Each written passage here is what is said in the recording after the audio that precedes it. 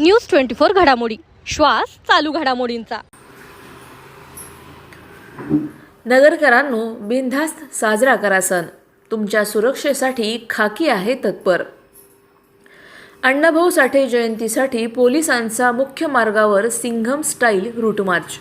साहित्यरत्न लोकशाहीर अण्णाभाऊ साठे यांच्या जयंती उत्सवाचा उत्साह शहरात ओसंडून वाहत असताना हा सोहळा अत्यंत शांततेत, शिस्तीत आणि सुरक्षित वातावरणात पार पडावा यासाठी अहिल्यानगर पोलीस दलाने कंबर कसली आहे। याचाच एक भाग म्हणून कोतवाली पोलिसांनी शहराच्या मुख्य मिरवणूक मार्गावर एक भव्य आणि शिस्तबद्ध रूट मार्च काढला।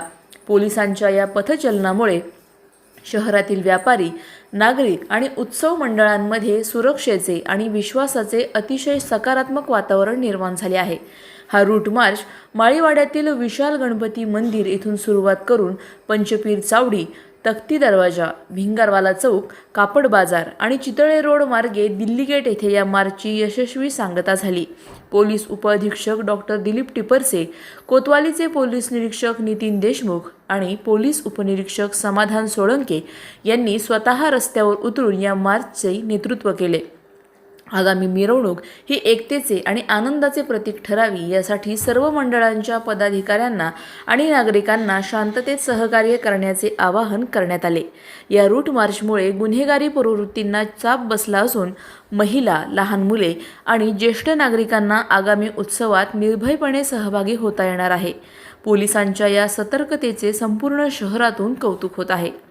प्रतिनिधी स्वामी गोसावी, न्यूज 24 घडामोडी, अहिल्यानगर। 1 ऑगस्ट या रोजी साहित्यरत्न अण्णाभाऊ साठे यांची जयंती उत्सव सालाबादप्रमाणे साजरा होणार आहे। त्या अनुषंगाने आज आपला जो मिरवणूक मार्ग आहे, जो डॉक्टर बाबासाहेब आंबेडकर जो काही त्यांचा पुतळा आहे, त्यानंतर इम्पेरियर चौक, इथनं जे काही मिरवणूक निघते ते आशा टॉकीज, कापड बाजार ते चौपाटी कारंजा, दिल्ली गेट अशी मिरवणूक निघते। त्या अनुषंगाने आज रूटची पाहणी व रूट मार्च घेण्यात आलेला आहे।